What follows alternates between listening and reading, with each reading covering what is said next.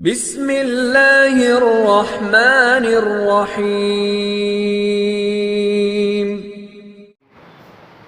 إن الحمد لله نحمده ونستعينه ونستغفره ونؤمن به ونتوكل عليه ونعوذ بالله من شرور أنفسنا ومن سيئات أعمالنا ومن يهده الله فلا مضل له ومن يضلله فلا هادي له وأشهد أن لا إله إلا الله وحده لا شريك له وأشهد أن محمدا عبده ورسوله أما بعد ربي اشرح لي صدري ويسر لي أمري واحلل عقدة من لساني يفقهوا قولي. அன்பிற்குரிய சகோதரர்களே, நண்பர்களே, சகோதரிகளே, தாய்மார்களே, இன்றைய காலகட்டத்திலே நம்மிடத்தில் அதிகமாக இபாதத்துகளிலே நேரத்தை காலத்தை செலவழிக்கக்கூடிய பண்பு நம்மிடத்தில் இருக்கிறது. தொழுகை போன்ற இன்னபிற வணக்க வழிபாடுகளிலே நம்முடைய நேரம் காலத்தை அதிகமாக செலவழிக்கக்கூடியதாக நாம் இருக்கின்றோம். ஆனால் அதே சமயத்தில் எந்த ஒரு பண்பு நம்மை விட்டு வறண்டு போய்விட்டது என்று சொன்னால், எந்த ஒரு குணம் நம்மை விட்டும் இல்லாமல் போய்விட்டது, மிகவும் பலகீனமாக அந்த செயலிலே அந்த பண்பிலே நாம் இருக்கிறோம் என்று சொன்னால், அடுத்தவர்களுடைய உணர்வுகளை புரிந்து கொள்ளக்கூடிய விஷயத்திலே நாம் மிகவும் பலகீனமானதாக இந்த காலத்தில் வாழ்ந்து கொண்டிருக்கிறோம். நமக்கு முன்னால் வாழ்ந்த 2-3 தலைமுறைக்கு முன்னால் வாழ்ந்த அந்த சகோதரத்திலே கூட நம்மை போன்று தொழுகையை, ஜக்காத்தை, நோன்பை அவர்கள் விளங்கியவர்களாக இருந்திருக்கவில்லை. நாம் சஹாபாக்கள் வரைக்கும் சொல்லல, ஜஸ்ட் ஒரு 2-3 தலைமுறை நம்மளோட தாதாவோட தாதாவோ அவங்க காலத்திலே பார்த்தீர்கள் என்று சொன்னால், அவர்கள் எல்லாம் நம்மை போன்று தொழுகையை விளங்கியிருக்க வாய்ப்பு இல்லை, நம்மை போன்று நோன்பை புரிந்திருக்கக்கூடிய வாய்ப்பு இல்லை. ஆனாலும் கூட அவர்கள் அடுத்தவர்களுடைய உணர்வை புரிந்தவர்களாக இருந்தார்கள். அடுத்தவருடைய மனம் நோகாமல் பேசக்கூடியவர்களாக, நடத்தையில் அது போன்ற நடத்தையவர்களாக அவர்கள் இருந்திருக்கின்றார்கள். ஆனால் இன்னைக்கு நம்மிடத்தில் அது போன்ற பண்புகள் மிக மிக குறைந்து போன ஒன்றாக இருக்கிறது. அரிதும் அரிதாக தான் அந்த பண்பு நம்மிடத்தில் இருந்து கொண்டிருக்கிறது. பெருமானார் ஸல்லல்லாஹு அலைஹி வஸல்லம் அவர்கள் சொன்னார்கள், இக்ரிமா என்று சொல்லப்படக்கூடிய ஒரு சஹாபி. யார் இக்ரிமா என்று சொன்னால், அபூ ஜஹலுடைய மகன். அபூ ஜஹலுடைய மகனாகிய இக்ரிமா ரலியல்லாஹு அன்ஹு அவர்கள் இஸ்லாத்துக்கு வருகின்றார்கள். எப்போ? ஃபத்ஹ மக்காவுக்கு பிறகு, மக்கா வெற்றி அடையக்கூடிய அந்த சமயத்தில் தான் வருகின்றார். ஆனால் அவருடைய தந்தையார் அபூ ஜஹல். அபூ ஜஹல் எப்படிப்பட்டவன்? பெருமானார் ஸல்லல்லாஹு அலைஹி வஸல்லம் அவர்கள் அபூ ஜஹல் இஸ்லாத்தை பெருமானார் ஸல்லல்லாஹு அலைஹி வஸல்லம் அவர்கள் மக்காவிலே போதிப்பதற்கு முன்னால் அபூ ஜஹலுடைய புனைப்பெயர் என்னவாக இருந்தது என்று சொன்னால், அபுல் ஹிக்கம், அறிவாளியின் தந்தை என்பதாக அவனை சொல்லப்பட்டது. அவனுடைய அசல் பேர் வேற, ஆனால் அவனுடைய பட்ட பெயர், புனைப்பெயர் அந்த ஊர்ல எப்படி அவனை பற்றி பரவி இருந்தது என்று சொன்னால் அபுல் ஹிக்கம் என்பதாக தான் இருந்தது. ஆனால் இஸ்லாத்தை பெருமானார் ஸல்லல்லாஹு அலைஹி வஸல்லம் அவர்கள் பரப்பிய பிறகு, போதித்த பிறகு, இந்த இஸ்லாத்தை எதிர்த்தவர்களை மிக முக்கியமான நபராக யார் ஆகினான் என்று சொன்னால் அபூ ஜஹல் தான். எனவே தான் நபி ஸல்லல்லாஹு அலைஹி வஸல்லம் அவர்கள் தான் அவனுக்கு இப்படிப்பட்ட பெயரை கொடுத்தாங்க. இவன் அறிவாளியின் தந்தை இல்ல, மடையனின் தந்தை என்று பெருமானார் ஸல்லல்லாஹு அலைஹி வஸல்லம் அவர்கள் ஜஹல் என்று சொல்லப்படக்கூடிய மடமையின் தந்தை என்று பெருமானார் ஸல்லல்லாஹு அலைஹி வஸல்லம் அவர்கள் சொன்னார்கள். அது மட்டுமல்ல, அவர் எந்த அளவுக்கு சொன்னார் என்று சொன்னால், என் காலத்தில் வாழ்ந்த ஃபிர்அவுன் யார் என்று சொன்னால் இந்த அபூ ஜஹல் என்று சொன்னார்கள் என்று சொன்னால், அவர் எந்த அளவுக்கு இஸ்லாத்திற்கும் முஸ்லிம்களுக்கும் கொடுமை விளைத்தவனாக இருந்திருக்க வேண்டும். எனவேதான் நபி ஸல்லல்லாஹு அலைஹி வஸல்லம் நாவிலிருந்து இப்படிப்பட்ட வார்த்தை வருகிறது, என் காலத்தில் உள்ள ஃபிர்அவுன் யார் என்று சொன்னால் இந்த அபூ ஜஹல் இருக்கின்றானே, இவன் தான் என்று சொல்லக்கூடிய அளவுக்கு மிக கொடிய மனிதனாக அவன் இருந்தான். ஆனாலும் அவனுடைய மகன் இக்ரிமா இஸ்லாத்தை ஏற்றுக்கொண்டு வரக்கூடிய அந்த சமயத்திலே தன் அருகாமல் இருந்த மற்ற சஹாபாக்களை பார்த்தெல்லாம் சொன்னார்கள், இக்ரிமா வர இருக்கின்றார். அது சமயத்திலே அவருடைய தந்தையினுடைய குறையெல்லாம் கூறி அவரை ஏசாதீர்கள். அது யாருக்கு பாதிப்பை ஏற்படுத்தும், யாருக்கு உள்ளத்திலே காயத்தை ஏற்படுத்தும்? அவருடைய மகனாகிய இக்ரிமாவுடைய உள்ளத்திலே அது நெருடலை ஏற்படுத்தும், காயத்தை ஏற்படுத்தும். எனவே அவர் வரக்கூடிய சமயத்திலே அவருடைய தந்தையை பற்றி யாரும் எந்த நேரத்திலும் எந்த சந்தர்ப்பத்திலும் ஏசாதீர்கள் என்று சொன்னார்கள் என்று சொன்னால், ஒரு மனிதனுடைய உணர்வை புரிந்து வைத்திருந்த காரணத்தினாலே. அன்பார்ந்த சகோதர நண்பர்களே, ஹதீஸுடைய கருத்தாக வருகிறது, நீங்கள் ஒரு நோயாளியை சந்திக்க போவீர்கள் என்று சொன்னால் அவரை கூர்ந்து பார்க்காதீர்கள் என்பதாக மார்க்கம் சொல்லி காட்டுகிறது. ஏன் என்று சொன்னால், அது என்ன உளவியல் ரீதியான ஒரு மிகப்பெரிய ஒரு இக்கரை அதில் இருக்கிறது என்று சொன்னால், அந்த நோயாளியை நாம் கூர்ந்து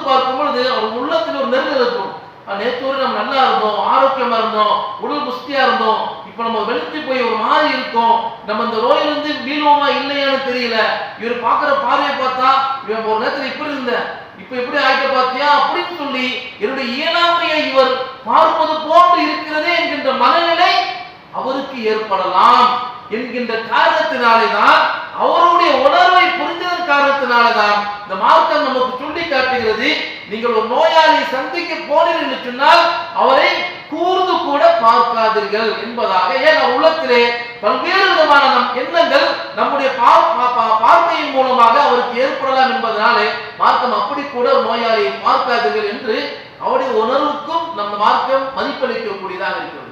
அதே போன்று யாராவது தவறு இழைத்து விட்டார் என்று சொன்னால், ஏதாவது ஒரு சஹாபி தப்பு செய்து விட்டார் என்று சொன்னால், நபி ஸல்லல்லாஹு அலைஹி அவர்கள் சபையை கூட்டி சபைக்கு முன்னால் நபி ஸல்லல்லாஹு அலைஹி அவர்கள் சொல்வார்கள், இன்ன ஃபுலான் இன்ன மனிதர் இப்படி சொல்லிக் கொண்டிருக்கின்றாரே, இவ்வாறு செய்து கொண்டிருக்கின்றாரே, இது சரிதானா, இது மார்க்கத்தில் கூடுமா, ஏன் இவ்வாறு சொல்லுகின்றார்கள், ஏன் இவ்வாறு செய்கின்றார்கள் என்பதாக யாரையோ எவரையோ பற்றி சொல்வது போன்று நபி ஸல்லல்லாஹு அலைஹி அவர்கள் சொல்வார்கள். ஆனால் யாரை பற்றி சொல்வார்கள் என்று, யாரை பற்றி சொல்லிக் கொண்டிருக்கின்றார்கள் என்று அந்த சபையில் உட்கார்ந்திருக்கக்கூடிய அந்த நபருக்கும் பெருமானார் ஸல்லல்லாஹு அலைஹி வஸல்லம் அவர்களுக்கு மட்டும்தான் தெரியும். நபி அவர்கள் யாரை சுட்டி காட்டுகின்றார்கள், யாருடைய குறையை பற்றி சொல்லி காட்டிக் கொண்டிருக்கின்றார்கள் என்று அந்த நபருக்கு மட்டும்தான் தெரியும். அங்க இருக்கக்கூடிய 100 200 மக்களில் யாருக்குமே தெரியாது நபி ஸல்லல்லாஹு அலைஹி அவர்கள் எந்த நபரை சொல்கின்றார், எந்த நபருடைய குறையை பற்றி நபி ஸல்லல்லாஹு அலைஹி வஸல்லம் சொல்லிட்டு இருக்காங்க, யாருடைய குறையை பற்றி நபி ஸல்லல்லாஹு அலைஹி அவர்கள் விமர்சனம் செய்து கொண்டிருக்கின்றார்கள் என்பதாக எந்த சஹாபிக்கும் எந்த நபருக்கும் தெரியாது. யார் தப்பு செய்தாரோ அவருக்கும் பெருமானார் ஸல்லல்லாஹு அலைஹி வஸல்லம் அவருக்கு மட்டும்தான் தெரியும். ஏன் அவ்வாறு சொல்கின்றார்கள், இது தவறு என்பதை அவரும் தெரிந்து கொள்ள வேண்டும், மற்றவர்களும் தெரிந்து கொள்ள வேண்டும். எதிர்காலத்தில் மற்றவரும் இது போன்ற தவறை செய்துவிடக் கூடாது. அதே நேரத்தில் தவறு செய்த அவருக்கு குற்ற உணர்வும் ஏற்பட்டு விடக்கூடாது என்பதனாலே பெருமானார் ஸல்லல்லாஹு அலைஹி அவர்கள் எந்த நேரத்திலும் எந்த சந்தர்ப்பத்திலும் அந்த எந்த ஒரு நம்ம சாவியுடைய தவறை சொல்லும் பொழுதும் அவருடைய பெயரை எங்கேயுமே சுட்டி காட்ட மாட்டார்கள். ஏன், மற்றவர்கள் அவரை குற்ற உணர்வோடு பார்க்க ஆரம்பித்து விடுவார்கள் என்பதனால. அன்பார்ந்த சகோதர நண்பர்களே, இன்னைக்கு நானா இருக்கட்டும் நீங்களாக இருக்கட்டும், தவறு தப்புக்கு அப்பாற்பட்டாலும் யாருமே கிடையாது. இன்னைக்கு பெரிய பெரிய ஜமாத் அமைப்பு இயக்கங்களை கூட எப்படி இருக்குன்னு சொன்னா, நீண்ட காலம் இந்த இயக்கத்தில் பயணித்திருப்பார், நீண்ட காலம் இயக்கத்திற்காக நிறைய தியாகங்களை செய்திருப்பார். அவர் மீது ஒரு பொல்லாப்பு விழுந்துடும். அது உண்மையா இருக்கலாம் பொய்யா இருக்கலாம், அது வேற விஷயம். ஒருவேளை உண்மையாக இருந்தாலுமே அது காது காது வைத்த மாதிரி அதிலிருந்து அவரை நீக்கிவிட வேண்டும். அதுதான் அழகிய முறையாக இருக்கின்ற. இன்னைக்கு நம்ம எப்படி போற்றோம், போஸ்டர் ஒட்டி நம்ம விளம்பரம் படுறோம். இந்த மனிதர் நேற்று வரைக்கும் என்னோடு பயணித்தவர், பல காலங்கள் பல விஷயங்களில் என்னோடு கை கோர்த்து என்னுடைய இயக்கத்திற்காக அமைப்பிற்காக ஜமாத்திற்காக பாடுபட்ட நபர் ஒரு தவறு செய்து விட்டார், ஒரு தப்பு செய்து விட்டார், அது இயக்கத்திற்கு இலக்கை ஏற்படுத்தக்கூடியதாகவே இருந்தாலும் கூட அந்த தப்பை அவர்களுக்குள்ளாக வைத்துக் கொண்டு அவர் ஒன்று இருக்க வைக்கணும் அல்லது நாசுக்கான முறையிலே அவர் தூக்கிவிட வேண்டும். இதுதான் ஒரு அழகிய பண்பாக இருக்கணும். ஆனா இன்னைக்கு நம்ம இடத்துல எப்படி இருக்குன்னா, ஊர் உலகெல்லாம் தெரிகிற மாதிரி அது என்ன பண்றோம், போஸ்ட் ஒட்டி அவரை அசிங்கப்படுத்துகிறோம், கேவலப்படுத்துகிறோம். இது நம்முடைய நாகரிகம் என்பதாக விளங்கி வைத்திருக்கின்றோம். ஆனால் நம்முடைய மார்க்கம் எந்த நேரத்திலும் எந்த சந்தர்ப்பத்திலும் அப்படிப்பட்ட ஒரு பண்பை நமக்கு ஒரு காலம் சுட்டி காட்டியதே கிடையாது. முஆத் பின் ஜபல் ரலியல்லாஹு அவர்கள் இமாமாக தொழு வைக்கின்றார்கள். அவருடைய பள்ளியில் ஒரு இமாம் கூட எப்படி நடந்து கொள்ள வேண்டும், பின்னாடி தொழுவக்கூடிய மக்களுடைய உணர்வை புரிந்தவராக இமாம் இருக்க வேண்டும் என்கின்ற விஷயத்தில் பெருமானார் ஸல்லல்லாஹு அலைஹி வஸல்லம் ஒரு நேரத்திலே முஆத் ரலியல்லாஹு அவர்கள் கற்றுத் தருகின்றார். முஆத் ரலியல்லாஹு அவர்கள் தன்னுடைய பள்ளியிலே இமாமாக தொழு வைத்துக் கொண்டிருக்கின்றார்கள். அப்படி தொழுகை வைக்கும் போது இஷாவுடைய தொழுகையிலே பெரிய சூறாவை ஓதிவிடுகின்றார். அவர்கள் பின்னால் நின்று தொழுத ஒரு மனிதர் முஆத் அவர்களுக்கு பின்னால் நின்று தொழுகாமல் தனித்து போய் தனியாக இஷாவை தொழுது விட்டு போகிறார். இது தொழுது முடித்த முஆத் ரலியல்லாஹு அவர்களுக்கு காதுக்கு வருகிறது. வந்த மாத்திரத்தில் முஆத் ரலியல்லாஹு அவர்கள் சொல்கின்றார்கள், தனியா தொழுது போனார், அந்த ஆள் யார் தெரியுமா, அவன் முனாஃபிக் என்பதாக சொல்கிறான். நயவஞ்சகனாக இருப்பதனாலதான் ஜமாத்தோடு தொழுகாமல் தனித்து தொழுவிட்டு போயிட்டார் அப்படிங்கிற வார்த்தையை முஆத் ரலியல்லாஹு அவர்கள் சொல்கின்றார்கள். இந்த செய்தி அந்த நபருடைய காதுக்கு போய்விடுகிறது. அவர் மனம் உளைச்சலுக்கு ஆளாகின்றார். நேரடியாக பெருமானார் ஸல்லல்லாஹு அலைஹி வஸல்லம் அவர்களை போய் சந்திக்கின்றார். சந்தித்து சொல்லுகின்றார், யார் ரசூலல்லாஹ், நான் விவசாயியா இருக்கேன், பகலெல்லாம் நான் விவசாயத்தில் உழைச்சிட்டு இருக்கேன், இரவு நேரத்தில் எனக்கு தூக்கம் மிகுந்துரும், அதனால நான் கொஞ்சம் சீக்கிரமா தொழுதுட்டு போலாம் சொல்லி இஷாக்கு தொழுக வந்தால் இவர் பெரிய சூறா தொழு வைக்கிறாரு. அவ்வளவு நேரம் நான் நின்று தொழுவது முடியல என்பதனால தான் நான் தனித்து தொழுது விட்டு நான் போனேன். ஆனால் முஆத் என்னை பற்றி என்ன சொல்றார் என்று சொன்னால் என்னை நயவஞ்ச என்பதாக சொல்கின்றார் என்று பெருமானார் ஸல்லல்லாஹு அலைஹி வஸல்லம் அவர்களிடத்திலே கம்ப்ளைண்ட் பண்ணும் பொழுது பெருமானார் ஸல்லல்லாஹு அலைஹி வஸல்லம் அவர்கள் முஆத் அவர்களை அழைக்கின்றார்கள். அடுத்து சொன்னார்கள், ஃபத்தானுன் அன்த யா முஆத், முஆதே நீங்களும் குழப்பத்தை ஏற்படுத்திருக்காங்க வந்திருக்கிறீர்களா என்று முஆத் ரலியல்லாஹு அன்ஹு அவர்களை பெருமானார் ஸல்லல்லாஹு அலைஹி வஸல்லம் அவர்களை கண்டிக்கின்றார். அன்புக்குரிய சகோதர நண்பர்களே, இந்த ஹதீஸை நாம் ஏற்கனவே கேள்விப்பட்டிருப்போம். இந்த ஹதீஸை மீண்டும் உங்களுக்கு நினைவுபடுத்தும் போது நம்மளுடைய சில பேரோட உள்ளத்துல வரலாம், இப்போ இன்னைக்கும் கூட சில இமாம்கள் என்னது பெரிய சூறா தானே தொழு வைக்கிறாங்க, அப்படி தொழு வைக்கும் போது நமக்கு உள்ளத்துல என்னது கொஞ்சம் சின்னதா தொழுதா டக்குன்னு ஃபஜர் இஷா எல்லாம் தொழுதுட்டு போயிடலாமே, இவர் பாட்டுக்கு ஒரு 5 2 தொழு வைக்கிறாரு, எப்படா தொழுகிறது அப்படின்னு மாறி இந்த ஹதீஸை சொல்லும்போது சில நேரங்களில் நம்முடைய உள்ளத்துல அது போன்ற எண்ணங்கள் ஏற்படலாம். அன்பிற்கினிய சகோதரர்களே, நண்பர்களே, முஆத் ரலியல்லாஹு அன்ஹு அவர்கள் இஷாவை தொழுது வைத்த அந்த பெரிய சூறா என்ன சூறா தெரியுமா? இருப்பதிலே குர்ஆன்ல ஆக மிகப்பெரிய சூறா சூரத்துல் பக்ரா. சூரத்துல் பக்ராவை தொழு வச்சாங்க. நிக்க முடியுமா? கிட்டத்தட்ட 2.5 ஜுஸு. இங்க இஷா 2 முடியுமா? இன்னைக்கு நம்ம 40 வசனம் இருக்கக்கூடிய 2 ரக்காத் தொழுனா கூட ஜி கொஞ்சம் பெருசா தொழு வைக்கிறாரு ஜி, கொஞ்சம் சொல்லுங்க அவர்கிட்ட, ஒரு சுருக்கி தொழு வச்சீங்க சொன்னா நிக்கிறவங்களுக்கு கொஞ்சம் நல்லா இருக்கும் அப்படின்னு சொல்லக்கூடியதா இருக்கும். ஆனா நம்முடைய முன்னோர்கள் 2 ரக்காயத்திலே பொதுவாகவே அவர்கள் எத்தனை வசனங்களை ஓதுவார்கள் என்று சொன்னால் கிட்டத்தட்ட தோராயமாக 200 வசனங்கள் ஓதுவார்கள் 2 ரக்காயத்தில். 2 ரக்காயத்துல 200 வசனம். நீங்க சூறா எடுத்துப்பார்கள், 200 வசனத்தை ஓதுங்க, அதுக்கு எவ்வளவு நேரம் ஆகுதுன்னு பாருங்க. நீங்க 2 மணிக்கோ உட்கார்ந்து மணிக்கோ ஓதி பாருங்க, அதுக்கு எவ்வளவு நேரம் ஆகுதுன்னு பாருங்க. அவ்வளவு வசனங்களை 2 ரக்காயத்தை சாதாரணமாக தொழுவக்கூடியதாக இருந்தாங்க. ஆனா இன்னைக்கு நம்ம 40-30 வசனங்களை 2 ரக்காயத்திலே தொழுதாலும் கூட நமக்கு சந்தேகம் ஏற்பட்டு வருகிறது. எனவே அதை வைத்துக் கொண்டு சொல்லிடக்கூடாது, ஃபஜ்ர்ல கொஞ்சம் எங்க இமாம் அப்படிதாங்க தொழு வைக்கிறாரு, எங்க இமாம் இஷா இப்படிதாங்க தொழு வைக்கிறாரு சொல்றாருங்க. இங்கே தொழு வைத்தது நம்மை மையப்படுத்தி அல்ல, அவங்க சூரத்துல் பக்ராவை தொழு வைத்தார்கள் என்பதனால். அதே போன்ற ஒரு சபையிலே பெருமானார் ஸல்லல்லாஹு அலைஹி வஸல்லம் அவர்கள் அமர்ந்திருக்கின்றார்கள். அப்படி அமர்ந்திருக்கும் போது ஒரு முறை சொல்லுகின்றார்கள், நபி ஸல்லல்லாஹு அலைஹி வஸல்லம் சொல்லுகின்றார்கள், என்னுடைய உம்மத்திலிருந்து என்னுடைய சமுதாயத்திலிருந்து கிட்டத்தட்ட 70,000 நபர்கள் சொர்க்கத்திற்கு எந்த விதமான கேள்வி கணக்கும் இன்றி சென்று விடுவார்கள் என்பதாக சொல்கின்றார். என்னுடைய உம்மத்திலிருந்து 70,000 நபர்கள் எந்த விதமான கேள்வி கணக்கு இன்றி சொர்க்கத்துக்கு போவார்கள் என்று சொன்ன மாத்திரத்திலே உடனே உக்காசா என்று சொல்லப்படக்கூடிய சஹாபி இருக்கின்றார், யா ரசூலுல்லாஹ் நானும் அந்த 70,000 பேரில் ஒருவராக இருக்க வேண்டும் என்று ஆசைப்படுகிறேன் என்று சொல்லும் பொழுது நபி ஸல்லல்லாஹு அலைஹி சொல்றாங்க, உக்காசாவே நீங்களும் அதில் ஒருவர் தான் என்பதாக சொல்கின்றார். அடுத்து இன்னொரு சஹாபி இருக்கின்றார், அவர் சொல்லுகிறார், யா ரசூலுல்லாஹ் எனக்கும் அந்த வாய்ப்பு கிடைக்கிறதுக்காண்டி துஆ செய்யுங்க என்று சொல்லும் பொழுது நபி ஸல்லல்லாஹு அலைஹி வஸல்லம் என்ன வார்த்தை சொன்னார்கள் என்று சொன்னால், உக்காசா உங்களை முந்தி விட்டார் என்பதாக சொன்னார். ஆனா உண்மையிலே என்ன என்று சொன்னால் அதற்கு தகுதி உடையவராக அந்த சஹாபி இருக்கார். 70,000 பேர் கேள்வி போறாங்க, எடுத்துறப்ப எல்லாரும் சொன்ன நான் சொன்னால நபி அதெல்லாம் சாத்தியமாயிடாது. உக்காசா சொல்லும்போது நபி ஸல்லல்லாஹு அலைஹி வஸல்லம் ஏன் சொன்னார் என்று சொன்னால் அதற்கான பாசிபிலிட்டி, அதுக்கான தகுதி அவங்களுக்கு இருந்ததனாலே தான் பெருமானார் ஸல்லல்லாஹு அலைஹி வஸல்லம் அவர்கள் அவர் சொன்ன மாத்திரத்தில் உக்காசாவே நீங்களும் அதில் ஒருவர் என்பதாக சொன்னார்கள். இரண்டாவது முன்னூறு சஹாபி என்று கேட்கும் பொழுது உண்மையிலே என்ன சொல்லிருக்க வேண்டும் என்று சொன்னால், அப்பா அதுக்கு தகுதி உன்ட்ட இல்ல, அதுக்கான குவாலிஃபைடு உன்ட்ட இல்ல, இதுதான் உண்மை, இதான் இவ்வாறுதான் பெருமானார் ஸல்லல்லாஹு அலைஹி வஸல்லம் அவர்கள் சொல்லிருக்க வேண்டும்.